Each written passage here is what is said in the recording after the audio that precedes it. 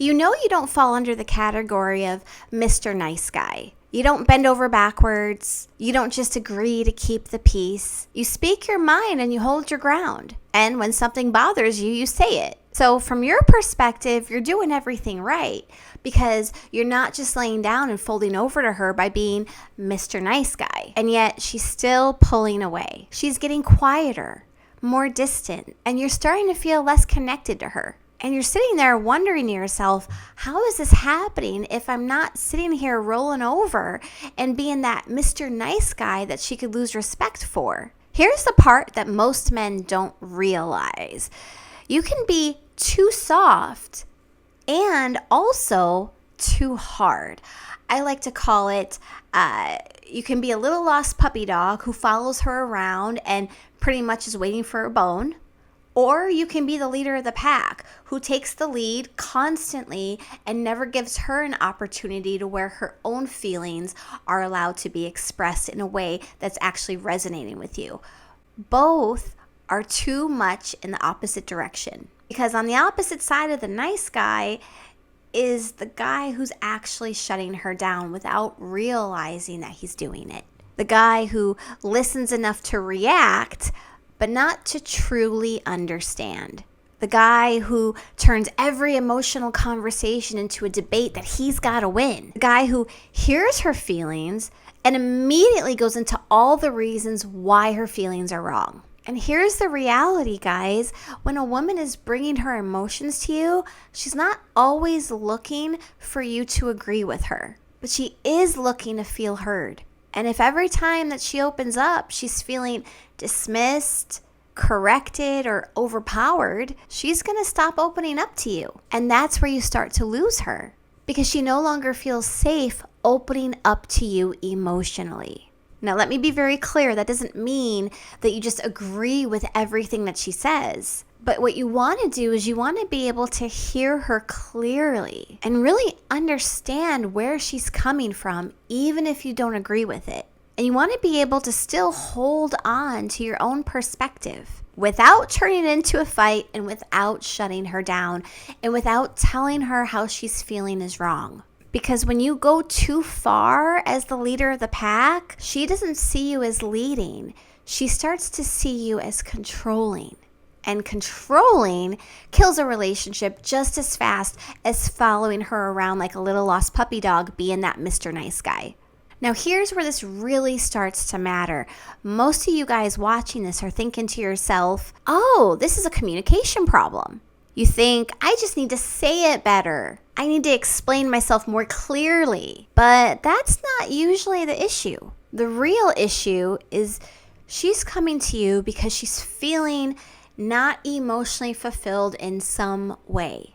And you're doing what you're doing and you're not really understanding that what you're doing naturally isn't filling her up because you don't really understand what her love lingo is. So what happens? You stay in your default. You communicate in the way that feels right to you and natural to you, which is your love jargon. So you offer your love jargon in the way that's natural to you, and you're doing these things, and then you're telling her that it's wrong, that she's not able to receive the love that you're offering, rather than understanding that you're just communicating love in a way that's not resonating to her. And that's why emotional safety starts to break down, is because she can't feel safe telling you that she's lacking because you just keep trying to convince her of all the things that you are doing and why she should be feeling it. But telling her why she should be feeling it is never going to get her to feel it because it comes across as controlling and too powerful and not really soft enough to be able to embrace what she truly needs from you. Because in every relationship, there's two things happening. Each person has a natural way in how they receive love and a natural way in how they show love. And oftentimes, what our partner needs to receive love is not what automatically resonates for us in how we show love. For an example, in my own relationship, I show love through acts of kindness. I'm constantly doing everything I can to make my husband's life easier. I'll go outside after his long day of work and after coaching my students, and I'll go organize his tools. And I'm the one who enjoys making the dinner and bringing it to him and saying, here, honey, sit down, have your plate. But it doesn't matter how many things I do for him. That's not how he naturally receives love. He can look at those things and think, oh, wow, that's nice. But that's not the top way he receives love. And yes, he can appreciate what I do, but he receives love through the words of encouragement and praise. So the reason we came up with this was because during our relationship, I would do all of these things and it wasn't resonating for him. And he would get upset and he would act out, and then I would get upset and I would act out. And we both created a very unsafe environment for us to both express ourselves. And it all came down to a mismatch, how we both received love versus how we both showed love to one another. So when that's mismatched with your partner, unhealthy patterns start to form. And that's what gets you guys caught in that rut, and why she starts to shut down and why she feels that she can no longer continue the relationship. Because she's trying to be heard emotionally, and you're just coming to her with some logic, trying to convince her that her emotional feelings that she needs in her love lingo tank are wrong. So she's trying to connect with you, but you're trying to correct her. You're holding your space while she's trying to be included in it. So from your perspective, you're showing up strong. You're being the leader. But from her perspective, she feels dismissed. And over time, she stops trying, she pulls back, she shuts down, and eventually she emotionally checks out of the relationship. So no, you're not too nice, but that doesn't mean that you're not showing up in a way that's not actually resonating with her. So it's not about making sure she respects you by holding your space and holding your masculine frame, while at the same time making sure you're not the nice guy.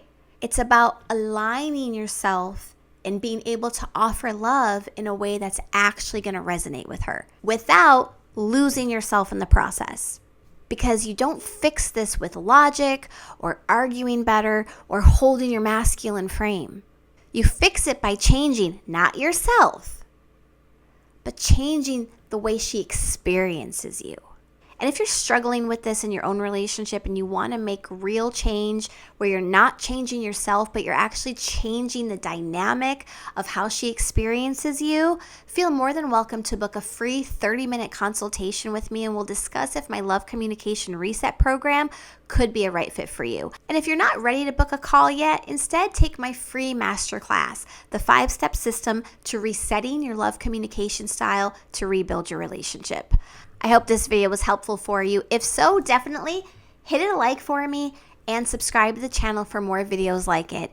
And as always, guys, let's really focus on staying happy, staying healthy, and of course, falling back in love.